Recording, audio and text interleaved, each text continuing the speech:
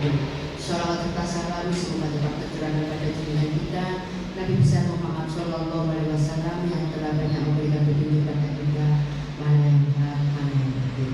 Bapak Ibu yang saya hormati, saya ucapkan banyak terima kasih pada panjenengan semuanya yang telah meluangkan waktunya untuk memenuhi undangan kami yaitu dalam acara Dimensi Budaya Positif yang nantinya akan disampaikan oleh Bu Nur Latifah Rahmawati.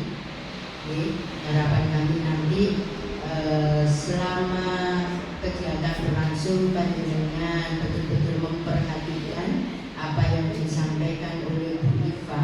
Ini merupakan ilmu bagi panjenengan yang nantinya bisa dengan terapkan di dalam pembelajaran di kelas panjenengan masing-masing. Harapannya semuanya adalah intinya untuk meningkatkan mutu pendidikan yang ada di UPT SD Negeri 69 Gresik. Dan nanti saya mohon maaf tidak bisa mengikuti kegiatan sampai selesai karena ada acara bersamaan ke Cermai. Jadi setelah ini acara dimulai, monggo dilanjut. Sepenuhnya saya serahkan ke Iva untuk menyampaikan dimensi budaya positif ini, dan saya nanti mohon maaf tidak bisa mengikuti sampai selesai. Saya kira itu yang bisa saya sampaikan dengan ucapan Bismillahirrahmanirrahim. Kegiatan di seminasi budaya positif dimulai dan dibuka. Dari saya kurang lebih mohon maaf. Saya ini Assalamualaikum warahmatullahi wabarakatuh. Waalaikumsalam. Terima kasih Bu Nur.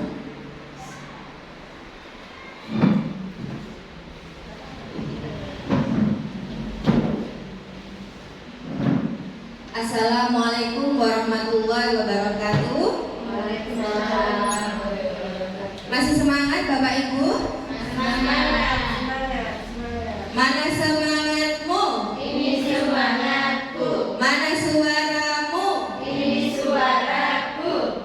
Sebelum kita memasuki materi, hari ini saya akan mendiskusikan tentang diseminasi budaya positif. Tapi sebelumnya kita ice breaking dulu, ya. Semuanya berdiri, ya Bapak Ibu. Tirukan saya ya.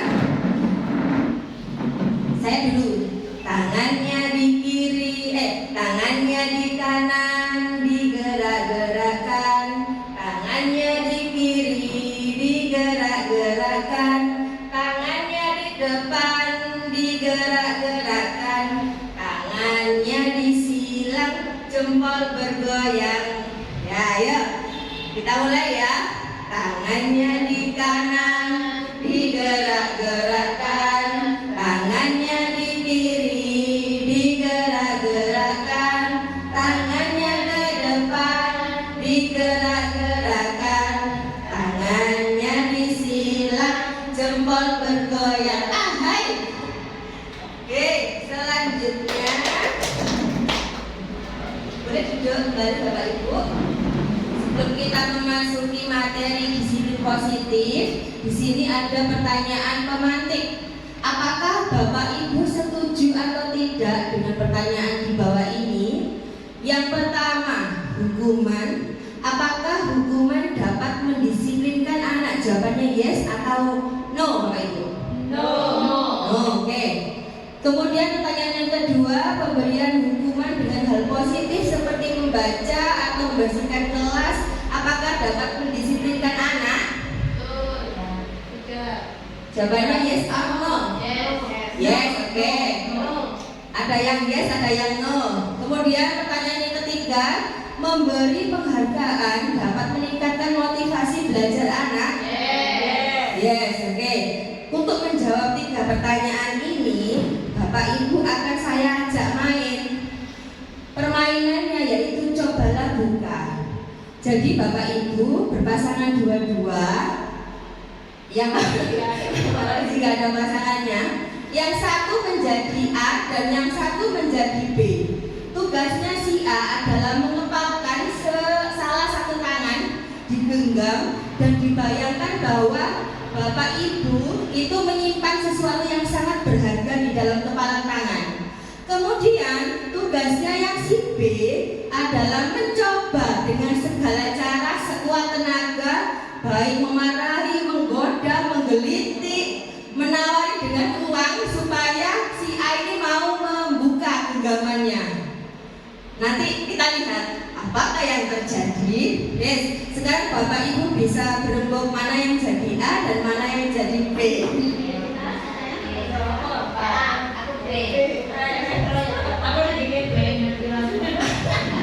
Ya, sudah siap ya si A dan si B. Kalau bisa Anda mengamati saja ya. Oke, 1, 2, 3.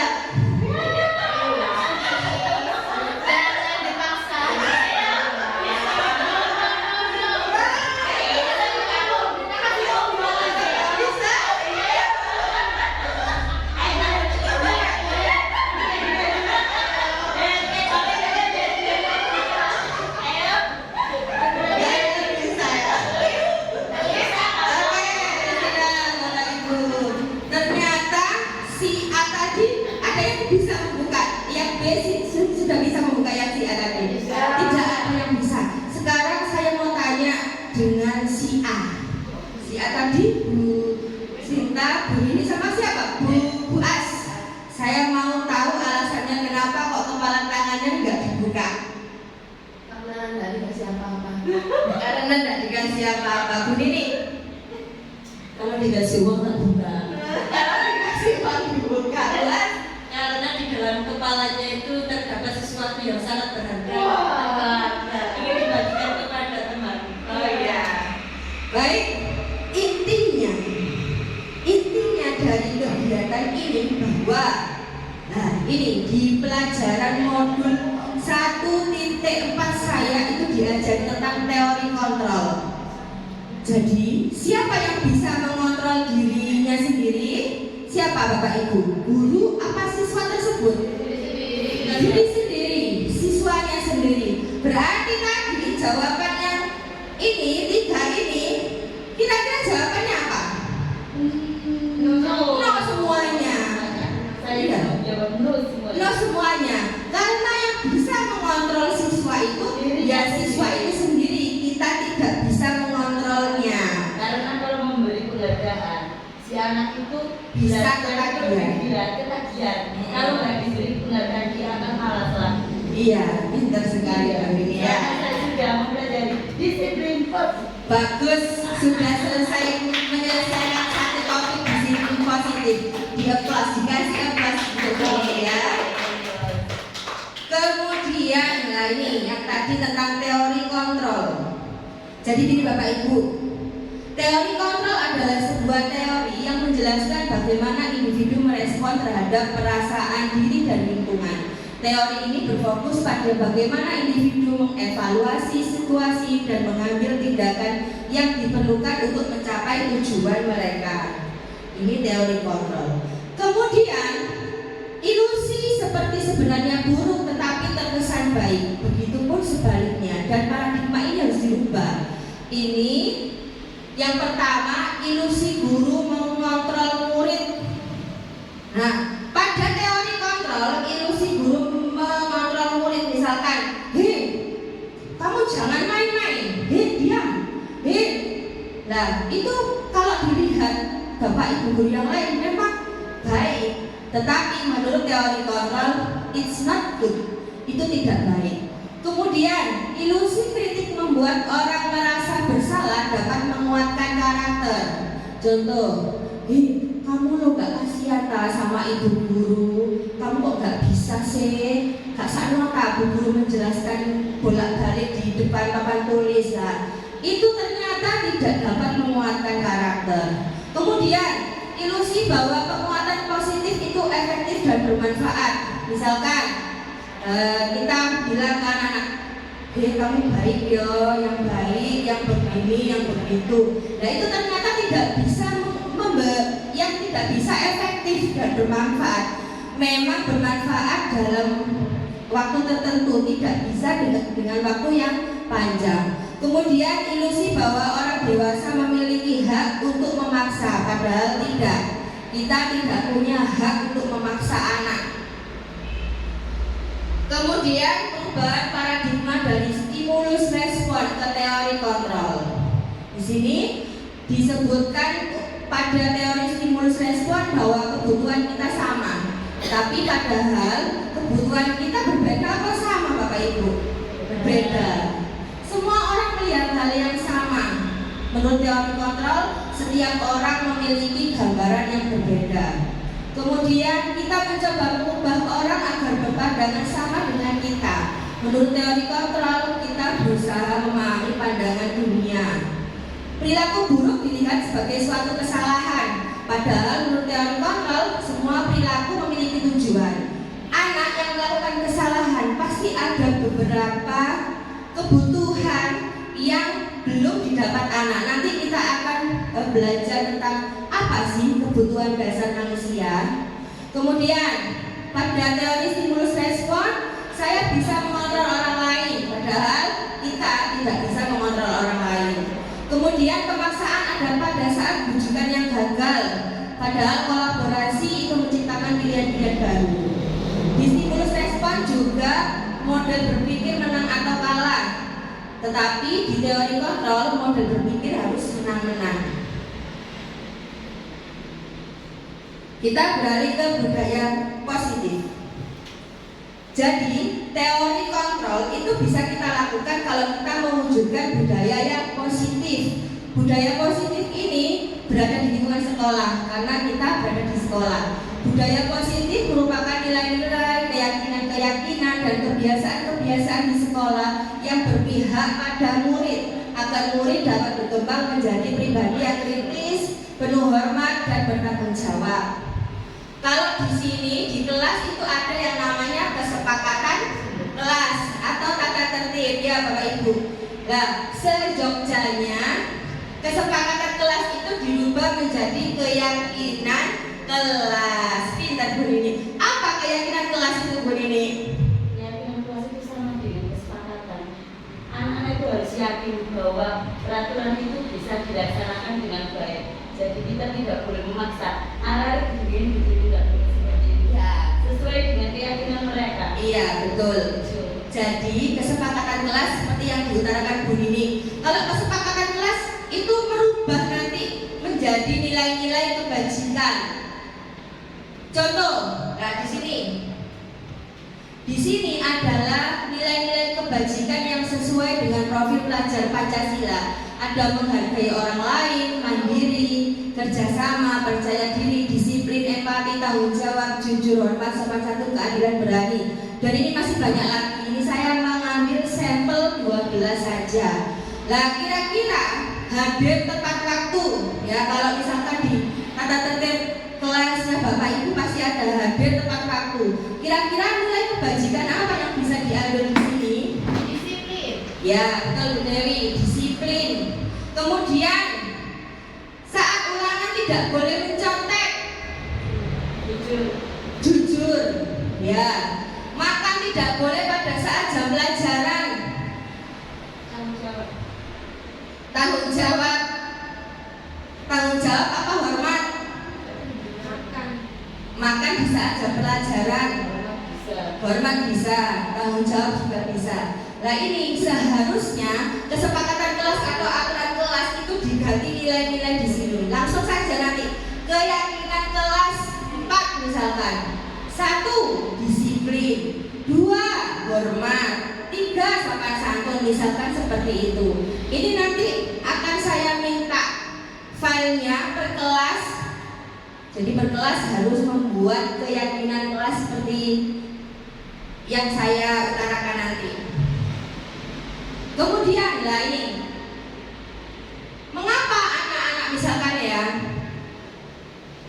mengapa misalkan ini muridnya begini, Rangga pada hari Senin dia terlambat datang ke sekolah. Kenapa kok bisa dia terlambat datang ke sekolah? Pasti ada alasan. Pasti ada alasannya. kesiangan, tidak ada yang ngantar, tidurnya kemalaman. Nah ini, setiap manusia bahkan makhluk hidup di dunia pada dasarnya melakukan sesuatu untuk memenuhi kebutuhan dirinya. Kita makan karena dengan makan kita bisa bertahan hidup. Kita menonton film bersama keluarga karena butuh kesenangan. Kita belajar karena butuh menjadi terampil. Semua kebutuhan sebetulnya bermuara untuk melangsungkan hidup. Ketika kebutuhan dasar tak terpenuhi dengan baik, maka besar kemungkinan akan terjadi perilaku yang tidak sesuai dengan norma atau aturan yang berlaku. Coba Bapak Ibu bisa tidak menyebutkan apa 5 kebutuhan dasar manusia?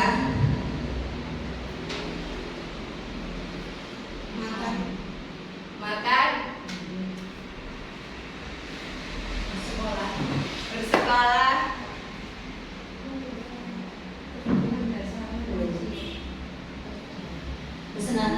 kesenangan, bekerja, mengaji, apa ya? Cari uang, mencari uang, bernafas. Oke, itu jawabannya Bapak Ibu. Sekarang kita cek 5 kebutuhan dasar manusia. Ada kebutuhan untuk bertahan hidup, ada cinta dan kasih sayang, ada kebebasan, ada kesenangan, ada kekuasaan. Iya, mungkin sudah mempelajari topik, jadinya wis apal ketempel ini. Kebutuhan ya, kebutuhan untuk bertahan hidup kira-kira apa saja? Makan, minum,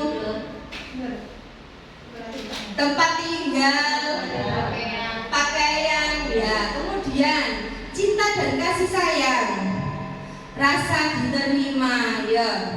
Kita butuh nggak kasih sayang Bapak Ibu? Butuh sekali. Butuh sekali. Dengan panggilan sayang. Iya.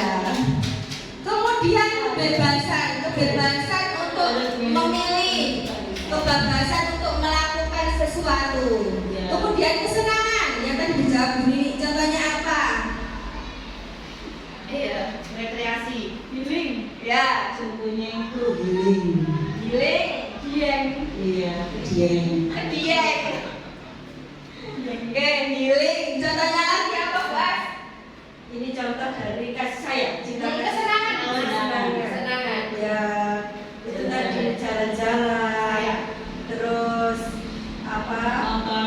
Menonton bersama dengan keluarga seperti itu. Ya, Dewi lanjut. Mendapatkan hasil yang berupa uang juga bisa kita sebut kesenangan. Ya, betul. Uang juga termasuk. Kalau tidak ada uang, nggak senang ya Bapak Ibu ya. Kemudian kekuasaan, keinginan untuk dianggap, diakui. Oh itu loh aku, gila aku pintar. Seperti itu pasti kita merasakan seperti itu ya. Itu adalah 5 kebutuhan dasar manusia. Coba Bu Eli, sebutkan tadi 5 kebutuhan dasar manusia. Survival, terus kemudian cinta, fun, kesenangan, dan power.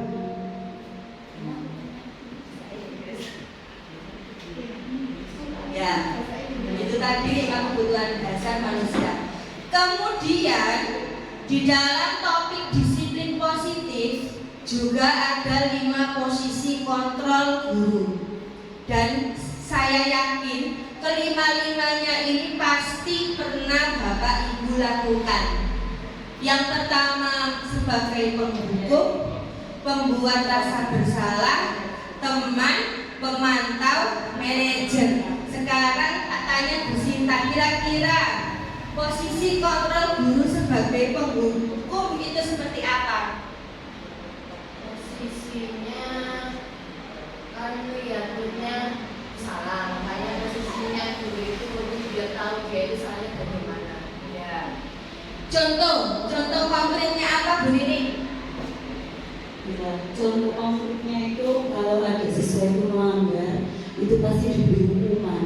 Itu namanya posisi kontrol sebagai penghukum. Contoh yang lebih konkret lagi apa Bu Dewi? Guru sebagai penghukum ya. Berarti guru melihat dari kacamata guru itu sendiri. Dari sudut pandang guru sendiri, ketika murid melakukan kesalahan, untuk memperbaikinya maka harus dihukum. Seperti itu. Contoh langsung kegiatan yang lebih konkret lagi sebagai pengguruku ya apa? Contohnya saat upacara, Ya. dia tidak memakai topi. Jadi dia itu diberikan hukuman karena dia tidak memakai topi. Itu sudah termasuk pelanggaran. Seperti itu. Ya, seperti itu. Contoh lagi. Heh, kalau jangan PR, tuh. Nah, itu contoh lagi. Kalau jangan PR, mati lapangan 3 kali. Itu contoh kontrol guru sebagai penghukum. Kalau yang kedua, kontrol guru sebagai pembuat rasa bersalah. Nah, nanti Bu Ipa tanya Bu Asih. Kontrol guru membuat rasa bersalah supaya apa sih murid merasa bersalah di kita berubah. Contohnya, Pada waktu siswa tidak mengerjakan PR, terus guru menilai PR tersebut, terus siswa tidak melaksanakan tidak mengerjakan PR, itu siswa tersebut merasa bersalah, merasa dia tidak melaksanakan tugasnya, seperti itu. ya jadi ya. Misalnya kalau ada murid yang tidak mengerjakan PR, padahal di sekolah tadi kita sudah menjelaskan materinya dengan susah payah. Mereka juga sudah berjanji mereka sudah berjanji mengerjakan PR. Kemudian tiba-tiba di kelas tidak mengerjakan PR, kita bilang begini, loh kan kemarin sudah Bu Guru bilang kamu harus mengerjakan PR. Gimana kalau nggak mengerjakan PR? Ayo nanti Bu Guru sedih, nanti nilaimu jelek. Nah, seperti itu. Jadi membuat siswa itu tertekan. Itu konkret itu tadi ya. Itu sudah betul. Kemudian posisi kontrol guru sebagai teman, Pak Rozi. Contohnya apa Pak? Posisi kontrol guru sebagai teman itu bisa saling kayak curhat gitu. Oh ya, saling curhat. Oke. Begini, contohnya sing lebih konkret. Iya, contoh di sini misal ya ada siswa saya itu yang tidak pernah masuk sekolah. Jadi kita itu selaku posisi kontrol guru ya, selaku guru. Di situ kita mengajar kayak tanya jawab. Ya seperti dengan Pak Rozi tadi curhat, ditanya apa sih keluhan kamu, apa sih masalah kamu, kok kamu sering nggak masuk sekolah, curhat sama bu guru gini. Jadi kita itu merasa menjadi penerima curhatan dia sebagai teman curhat itu supaya dia merasa nyaman. Ada yang diajak sharing dengan masalahnya itu apa, itu kita sebagai teman. Betul. Ya. Betul begini. Kemudian sebagai pemantau itu seperti ini. Misalkan ada siswa si telat datang masuk kelas. Kenapa? Karena oh ya wis, gitu. Misalkan nggak bawa topi. Kenapa kamu nggak bawa topi tak?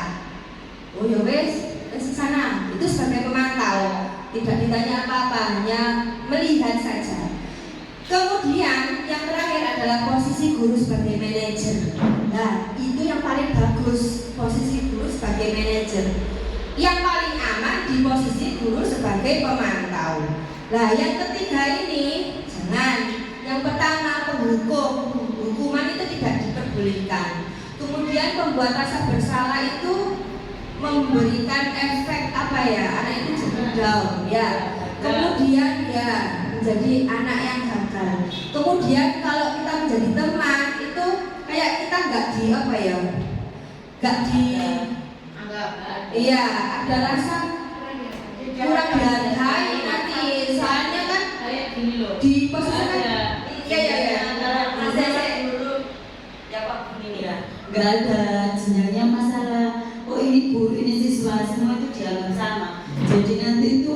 rasa hormat mereka itu tidak ada kepada kita. Seolah-olah kita sebagai teman. Iya, ya ada kalau baiknya sih kita itu mencari solusi dengan minta curhatan dari dia, tapi kan ya itu tepatnya di manajer, bukan di teman.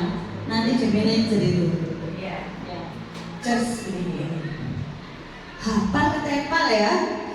Kemudian, nah ini yang bikin porsi. Apa Bu Dewi? Iya. Sudah selesai aksi nyatanya ini. Tinggal menunggu sertifikat. Modulnya sudah dibawa penyusun modul. Oke. Yang paling bagus adalah yang posisi manajer. Nah, yang posisi manajer itu seperti apa? Ada tahap-tahapannya apa tidak? Ada, Bapak Ibu. Nah, ini kalau kita ingin memposisikan diri kita menjadi control manager, itu kita harus menerapkan segitiga restitusi. Apa itu segitiga restitusi? Segitiga restitusi adalah proses menciptakan kondisi bagi peserta didik untuk memperbaiki kesalahan mereka sehingga mereka bisa kembali pada kelompok mereka dengan karakter yang lebih kuat. Ini pernyataan dari dosen tahun 2004 dalam LMS Guru Penggerak modul 1.4 tentang budaya positif. Kenapa kok disebut segitiga restitusi? Kenapa? Karena ada 3 itu Pak. Iya, tahapannya ada 3, sisinya ada 3. Dari sisinya ada 4 disebut apa Bapak Ibu? Segitiga restitusi. Jadi segitiga restitusi itu ada menstabilkan identitasnya dulu, kemudian validasi tindakan yang salah, kemudian baru kita menanyakan keyakinan. Keyakinan tadi nilai-nilai kebajikan tadi, seperti disiplin, jujur dan lain-lain. Nah ini boleh nggak segitiga restitusi ini diubah? Misalkan yang satu itu menanyakan keyakinan dulu, boleh apa tidak Bapak Ibu?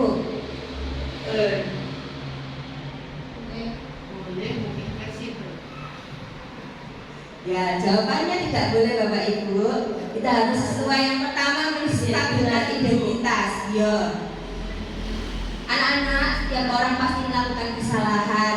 Kamu bukan satu-satunya orang yang melakukan ini. Dulu Bu Guru juga pernah melakukan ini. Tetapi, apakah ada tindakan yang lain yang lebih bagus daripada ini? Itu namanya menstabilkan identitas. Jadi anak-anak tidak merasa bersalah. Jadi kita menstabilkan identitasnya dulu, baru kira kalau anak itu sudah merasa bersalah, kita validasi. Kamu tentunya punya alasan mengapa kok melakukan itu. Kemudian adakah cara yang lebih efektif untuk mendapatkan apa yang kamu butuhkan? Baru kita menanyakan tentang keyakinan kelas yang sudah disepakati apa. Kamu melanggar keyakinan kelas yang mana? Seperti itu. Itu namanya segitiga restitusi. Sekarang sebelum kita mengamati kasus,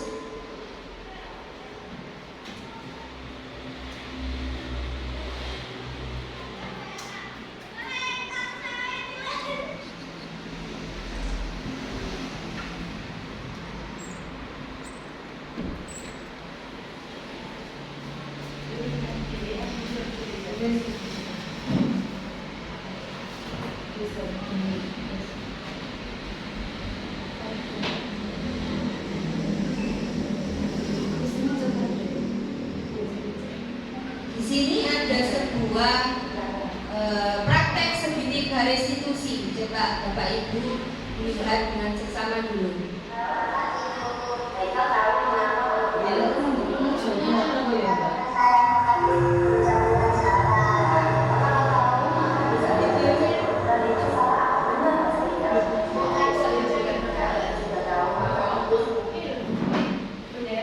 Bendera P telur diberikan.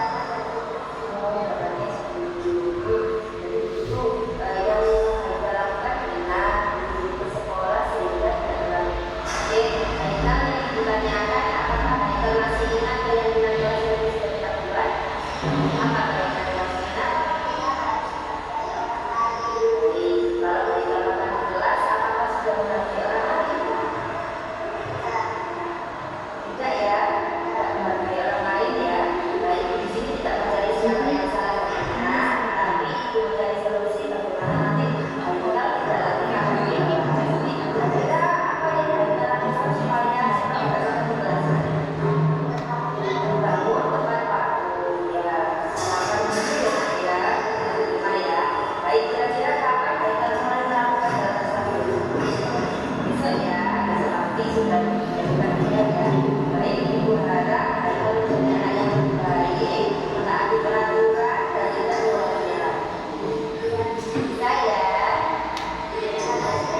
boleh langsung ke kelas sehingga saya dulu. Ya, sama-sama. Sudah. Dari kasus Haikal tadi itu makan di saat jam pelajaran. Saya panggil, kemudian saya tanyakan. Dulu di musola. Bu Iva dulu juga pernah makan di saat jam pelajaran. Berarti dia butuh apa Bapak Ibu? Butuh apa?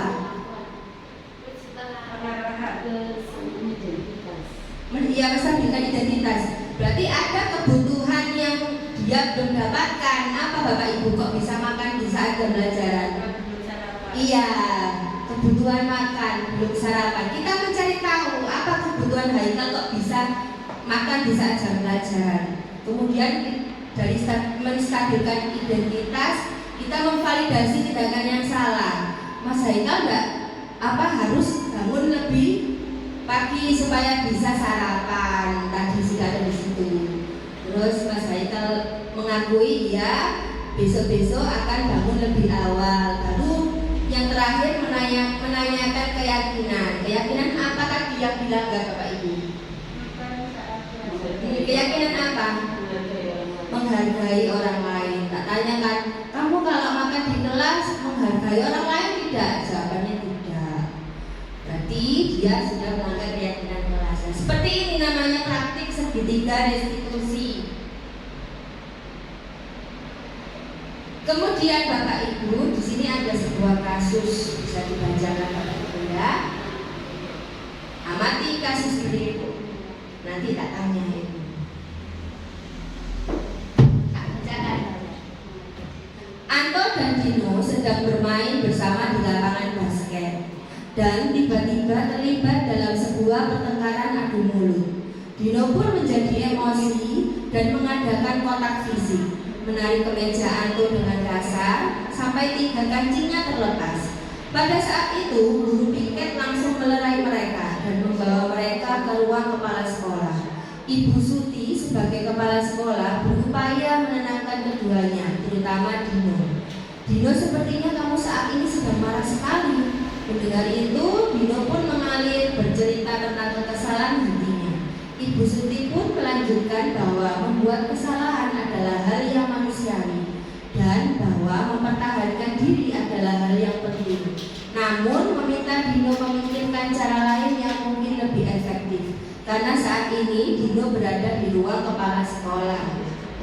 Ibu Suti melanjutkan bertanya tentang keyakinan sekolah yang disepakati, serta apakah Dino bersedia memperbaiki kesalahan yang telah dilakukan terhadap Anto. Dino pun akhirnya perlahan mengangguk. Kemudian Ibu Suti balik bertanya kepada Anto, hal apa yang bisa dilakukan Dino untuk memperbaiki masalah. Anto menjawab, saya perlu kancing. Saya diperbaiki Bu, ibu saya akan sangat marah kalau melihat kancing baju saya sampai copot 3 kancing begini. Ibu Suti pun kembali bertanya ke Dino, apakah yang akan dia lakukan untuk menggantikan 3 kancing Anto yang terlepas? Dino berpikir sejenak, kemudian menjawab, wah tidak tahu Bu, saya lem kembali mungkin ya Bu. Ibu Suti berpikir sebentar dan menanggapi, kalau dilem akan mudah terlepas kembali Dino. Bagaimana kalau kamu menjahitkan saja, bersediakah kamu? Dino tampak ragu-ragu dan menanggapi, menjahit? Mana saya tahu bagaimana menjahit Bu. Ibu Suti meneruskan, apakah kamu bersedia belajar menjahit? Dino berpikir sejenak, memandang kemeja Anto dan menanggapi, yang mengajari saya siapa Bu? Dengan cepat Ibu Suti menjawab, Pak Irfan, guru tata busana. Dino kembali diam sejenak memandang kemeja Anto yang tanpa kancing. Akhirnya Dino mengangguk tanda menyetujui dan sepanjang siang itu Dino belajar menjahit dan memperbaiki kemeja Anto. Terakhir kali terlihat kedua anak laki-laki tersebut, Dino dan Anto pada jam pulang sekolah. Mereka sudah bercengkrama dan bersendak kembali. Pertanyaan yang pertama, posisi kontrol apa yang telah dipraktikkan oleh kepala sekolah Ibu Suti? Hal-hal apa saja yang dilakukan sehingga ada kesimpulan demikian? Saya minta satu orang maju ke depan yang mau menjelaskan ini.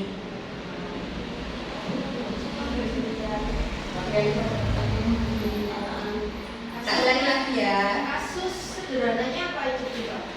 Jadi kasusnya ini Anton dan Dino yang pertama bermain di lapangan basket, kemudian mereka bertengkar sehingga kancingnya Anton tadi terlepas.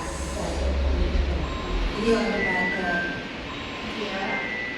Kemudian mereka dipanggil ibu kepala sekolah, ditanyain, kok bisa kayak gitu?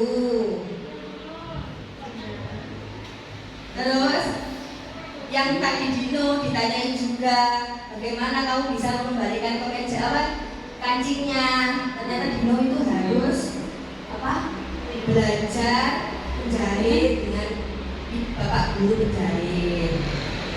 Nah, kira-kira posisi kontrol yang dilakukan Ibu Suti itu seperti apa? Posisi kontrol yang mana? Tadi ada 5 posisi kontrol. Ada 5 posisi kontrol. Kira-kira masuk terus jelaskan. Nah, ini. Nek 20 mau lebih, nek 20 mau lebih. Ada yang bisa menjelaskan ke depan? Mau lebih. Singkat ini kemarin.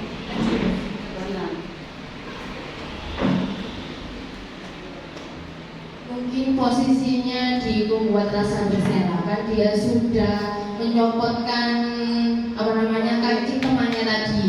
Dan dia kan harus bertanggung jawab. Nah, bertanggung jawabnya dia harus menjahit kancingnya itu. Nah, dengan itu kan dia kapok, nggak mau lagi bertengkar dengan temannya sampai kancingnya tadi lepas seperti itu. Oke. Ada jawaban lain Bapak Ibu? Sama. Bu Eli? Bu Eli sama. Bu Nini? Sama. Membuat rasa bersalah juga. Berjelas?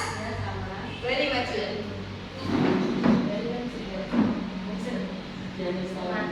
Tadi ingat ya Bapak Ibu, tadi di sini nih. Nah ini, di sini sudah ada kata-kata Ibu Suti pun melanjutkan bahwa membuat kesalahan adalah hal yang manusiawi dan bahwa mempertahankan diri adalah hal yang penting. Namun meminta Dino memikirkan cara yang lain yang mungkin lebih efektif. Kalau saya sih melihat dari ini Bu, contoh kasusnya tadi ya, mungkin di manajer, karena di sini Ibu Suti sebagai kepala sekolah berupaya menenangkan keduanya. Jadi antara satu anak si Dino dan si Anton tadi itu ditenangkan dulu, itu sudah memanage mereka, sudah mengatur ya. Manage itu artinya apa gitu? Manage. Mengatur ya, benar ya. Sudah mengatur mereka, terus kemudian setelah diatur itu diberikan pemecah masalah, yaitu dengan cara si Dino ini menjahit baju dari temannya yang sudah ditarik tadi. Jadi di sini kalau menurut saya Ibu Suti ini sebagai manajer. Itu saja. Oke, terima kasih Bu Eli. Kita lihat jawabannya. Nah, ini jawabannya Bapak Ibu. Posisi kontrol Ibu Suti adalah seorang manajer. Hal-hal yang dilakukan Ibu Suti yang tadi, yang pertama menenangkan Dino yang sedang marah sampai Dino mau bercerita sendiri. Kemudian menasehati dan memberi wawasan kepada Dino bahwa berbuat kesalahan adalah manusiawi. Kemudian juga menanyakan keyakinan kelas dan menawarkan kepada Dino untuk memperbaiki kesalahan. Kemudian menanyakan kepada Anto bentuk kompensasi apa yang dapat dilakukan oleh Dino untuk memperbaiki kesalahan dan memberi solusi kepada Dino untuk belajar menjahit dan memperbaiki kemeja Anto. Kemudian dari kasus ini kira-kira nilai kebajikan apa yang bisa diambil dari kasus ini? Menghargai orang. Ya, tanggung jawab. Kemudian menghargai. Iya, peduli, sopan santun, saling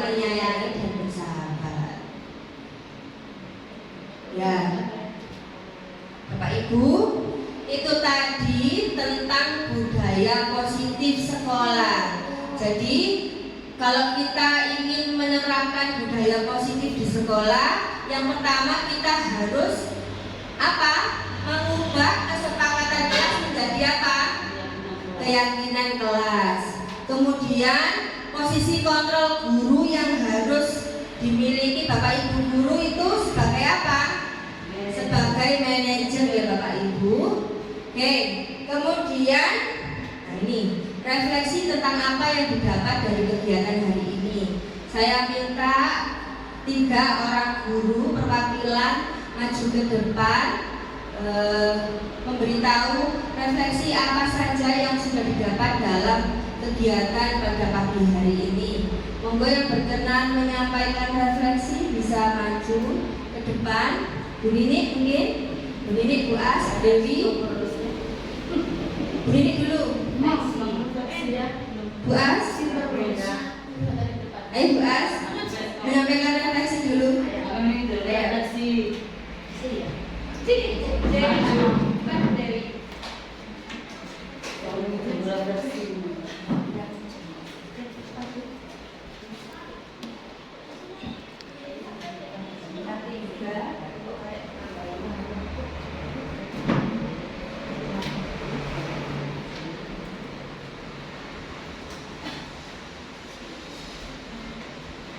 Perkenalkan, nama saya Bu Dewi.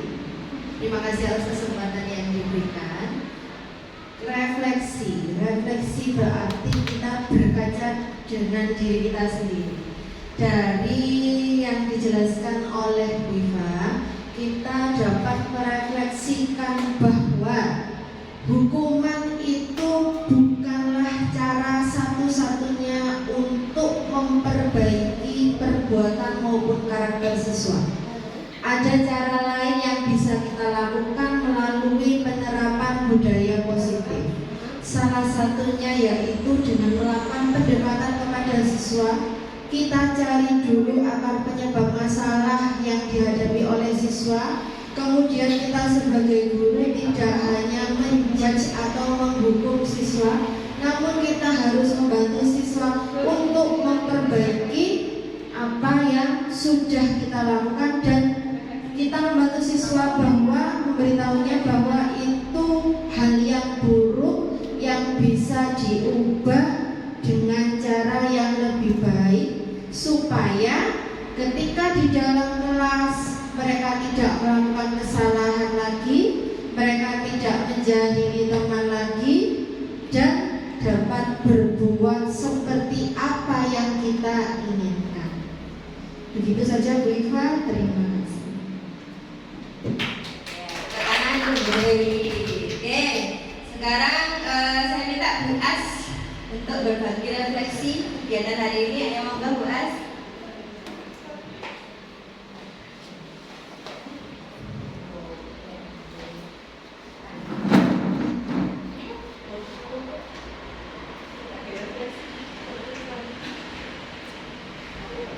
Assalamualaikum warahmatullahi wabarakatuh. Untuk refleksi hari ini yaitu kita sebagai guru,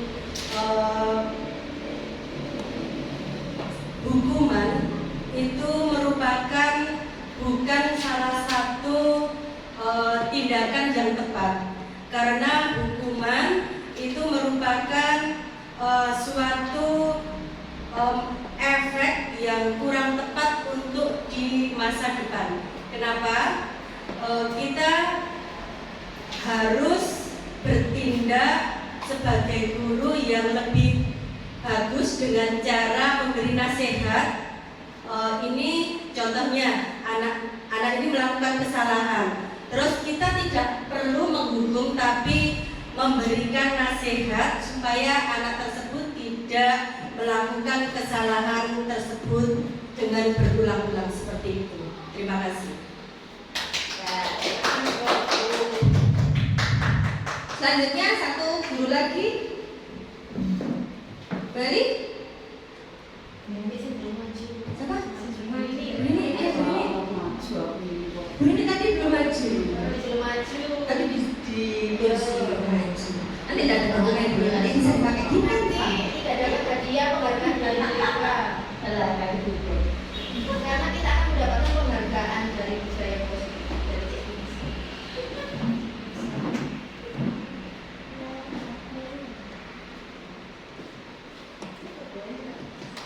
Assalamualaikum warahmatullahi wabarakatuh. Waalaikumsalam warahmatullahi wabarakatuh. Di sini saya akan merefleksi tentang apa yang saya dapatkan dari kegiatan pada pagi hari ini, yaitu tentang disiplin positif. Disiplin positif di sini itu kita dalam memecahkan suatu masalah di kelas. Apabila ada salah satu siswa yang melakukan kesalahan, itu kita harus mendekati anak itu dulu, kemudian memberikan nasihat atau memberikan suatu pertanyaan tentang apa dia melakukan kesalahan itu pasti ada alasan yang dituju. Misal anak itu ya selalu mengganggu temannya. Dalam kelas itu dia selalu mengganggu temannya, dan dia itu pasti ada alasan. Dia dalam mengganggu temannya itu ada alasannya. Kenapa? Itu pasti ada. Contohnya itu di kelas saya. Di kelas saya itu ada satu siswa itu Rangga ya. Dia itu selalu usil kepada temannya, tapi dia itu kalau dijaini sama temannya itu dia tidak mau. Dan itu saya tanyakan, saya melakukan home visit ke rumahnya, dan saya tanyakan kepada kakaknya. Ternyata dia itu tidak pernah, kalau bermain itu tidak pernah dengan anak yang sebaya, tapi dia itu bermain dengan anak yang umurnya jauh di bawahnya, ya, jauh di bawahnya. Dan kenapa kalau dia suka usil, suka mencari mencari perhatian dari temannya, jadi dia itu di rumah itu kurang perhatian, dan dia itu selalu bergaul dengan anak yang lebih muda dari dia, dan anak yang masih kecil. Jadi dia itu selalu melakukan tindakan sesuai dengan umur-umur yang ada di bawahnya, ya. Dan kedua orang tuanya itu juga bisa. Jadi kemarin saya itu mencari solusi dengan kedua orang tuanya.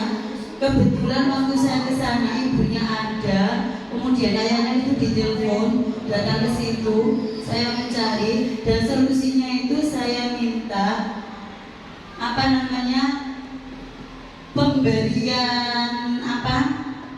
pemberian perhatian kepada anak itu dikasih agak banyak, supaya anak itu tidak mencari perhatian di kelas dan membuat gaduh dengan temannya.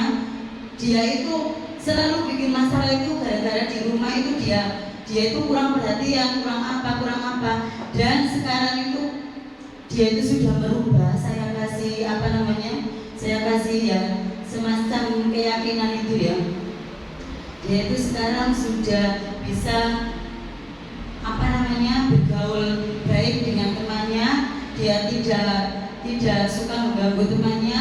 Dia juga tidak suka mencari perhatian dari temannya. Seperti itu. Demikian yang bisa saya sampaikan. Oh ya, ada lagi untuk di kelas ya. Apabila ada salah satu siswa, kalau kita memberi reward itu jangan, ayo pokoknya siswa kok tak kayak penghapus, jadi anak itu seakan-akan dia melakukan aku butuh pintar, aku dikai penghapus, aku butuh dikai ini. Dan suatu saat di waktu yang lain tidak dikasih, dia akan kembali ke semula, kembali ke setelan awal. Dia tidak mau belajar. Males aku gak dikai penghapus. Aku ini bu penghapus ibu, aku jawab nilai 100, pasti seperti itu. Jadi kalau ngasih ribet itu jangan mengasih berupa hadiah, berupa barang. Nah kemarin Pak Mardianto itu kan bilang untuk mengasih hadiah ya. Itu saya gini, kok beda ya dengan disiplin positif. Beda dengan disiplin positif. Penghargaannya berupa apa? Penghargaannya hanya berupa reward, berupa tepuk tangan, berupa apa nilai, berupa nilai. Kamu mendapat nilai 100 seperti itu, kemudian diutarakan ke teman-temannya yang mendapat nilai 100 ini, tapi kita tidak boleh ngupload, tidak boleh ngasih tahu misalnya ke grup anak ini ranking 1 sampai 10 sampai 30 dan dia akan merasa gagal. Jelas diskusi dulu juga pernah disampaikan oleh karenanya penghargaan dengan bintang dan pelanggaran dengan pelanggaran itu juga dulu kan tidak diperbolehkan. Iya. Ternyata sekarang saya mempelajari ini tidak boleh. Sekarang dicoba dilakukan lagi. Ya kalau saya pernah coba maaf ada apakah ada perbedaan?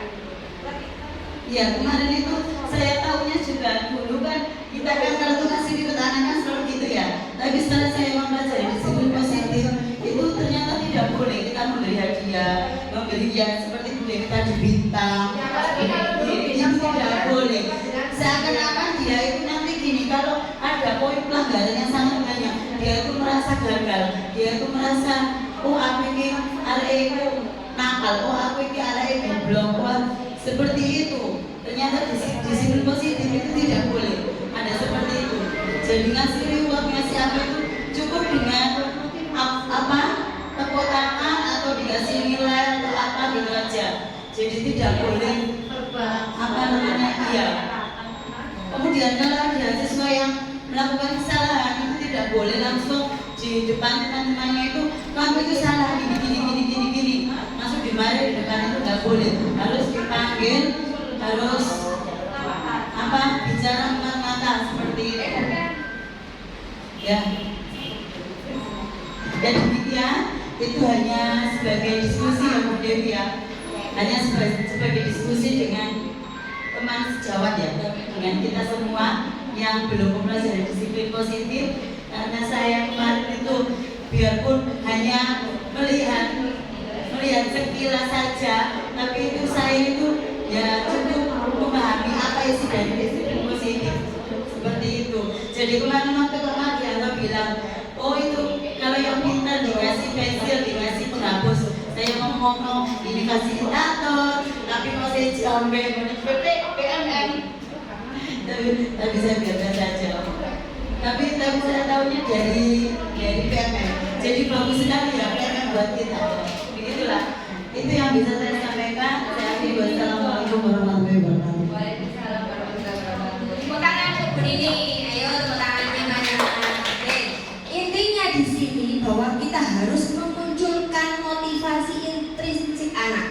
Ketika kita memberikan reward berupa hadiah, poin pelanggaran, poin prestasi, itu hanya memunculkan motivasi ekstrinsik dari luar. Oh aku tak cepet-cepetan, oh bijiku tak akin oleh aku oleh penghapus, oh aku bijiku tak akin oleh penghargaan.